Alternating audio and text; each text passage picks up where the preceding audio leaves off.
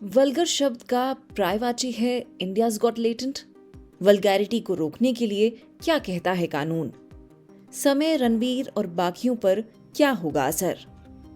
कुछ दिनों पहले तक समय रैना के शो इंडियाज गॉट लेटेंट को देश के एक हिस्से की ही जनता जानती थी, लेकिन रणवीर अलाहाबादिया के कमेंट ने इसे नेशनल इशू बना दिया है।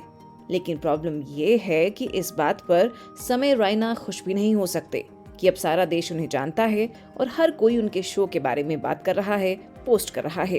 कुछ उनके बचाव में बात कर रहे हैं तो कुछ जमकर उनकी क्लास लगा रहे हैं।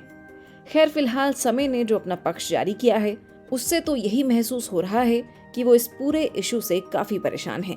उन्होंने लिखा, Everything that is happening has been too much for me to handle. I have removed all India's Got Latent videos from my channel. My only objective was to make people laugh and have a good time. I will fully cooperate with all agencies to ensure their inquiries are concluded fairly. बता दें कि इससे पहले रणवीर ने अपनी टिप्पणी के लिए एक वीडियो जारी कर माफी मांग ली है। इस सब के बीच एक अहम सवाल ये है कि क्या इंडियाज गॉट लेटेंट कॉमेडी को रिप्रेजेंट करता है या लोगों को वल्गैरिटी परोसता है और या फिर डार्क ह्यूमर के नाम पर कुछ भी कर रहा है। तो पहले ये जान लेते हैं कि डार्क ह्यूमर होता क्या है और ये कैसे कॉमेडी का हिस्सा है। डार्क ह्यूमर एक प्रकार का मजाक है जिसमें गंभीर और दुखद विषयों जैसे मौत, बीमारी, हिंसा या डरावनी बातें हंसी में बदली जाती हैं। इस मजाक का मकसद इन कठिन और संवेदनशील मुद्दों को हल्के तरीके से दिखाना होता है। हालांकि ये सभी को पसंद नहीं आता क्योंकि ये कभी कभी लोगों को असहज और आहत कर सकता है। डार्क ह्यूमर और कॉमेडी का संबंध इस तरह से है कि दोनों ही हास्य यानी मजाक के रूप होते हैं, लेकिन डार्क ह्यूमर एक विशेष प्रकार की कॉमेडी है। गौरतलब है कि कॉमेडी का मतलब है हंसी पैदा करना जिसमें हल्के फुल्के, खुशहाल और नॉर्मली सकारात्मक विषयों पर मजाक होता है। ये आमतौर पर लोगों को खुश और आरामदायक महसूस करवाता है। वहीं डार्क ह्यूमर भी एक प्रकार की कॉमेडी है, लेकिन इसमें गंभीर, दुखद या संवेदनशील विषयों का मजाक उड़ा दिया जाता है। तो क्या India's got latent dark humour को रिप्रेजेंट करता है? पूरे शो की बात तो हम नहीं कर सकते, लेकिन रणवीर द्वारा किए गए सवाल पर हम बात जरूर कर सकते हैं। तो रणवीर का सवाल ना तो कॉमेडी था और ना ही डार्क ह्यूमर। आगे बढ़ने से पहले समझ लेते हैं कि वल्गैरिटी क्या होती है।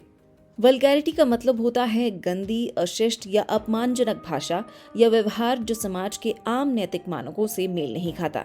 ये अक्सर गंदे या अश्लील शब्दों का इस्तेमाल करने, गलत तरीके से बात करने या अभद्र व्यवहार करने के रूप में दिखाई देता है। वल्गैरिटी से किसी की भावनाओं को ठेस पहुंच सकती है और ये सामाजिक तौर पर अनौपचारिक या अस्वीकार्य माना जाता है।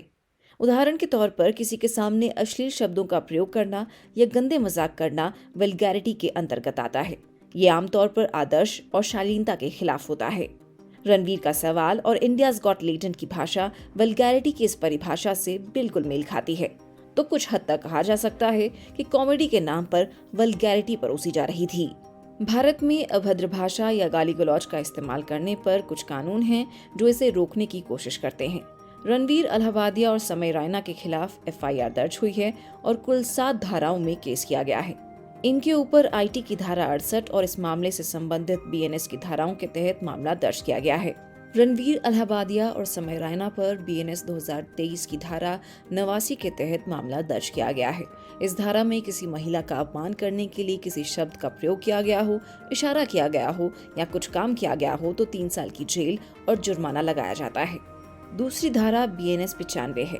इस धारा में यौन शोषण के लिए किसी नाबालिग को काम पर रखना, उसका इस्तेमाल करना या फिर उसको इसमें जोड़ना या शामिल करने पर 3 साल की जेल और जुर्माना लगाया जा सकता है। रणवीर और समय पर BNS की धारा 294 भी लगाई गई है। इस धारा में अश्लील सामग्री बेचने पर 2 से लेकर 5 साल तक की जेल और 5 से 10,000 रुपए का जुर्माना लगाया जाता है।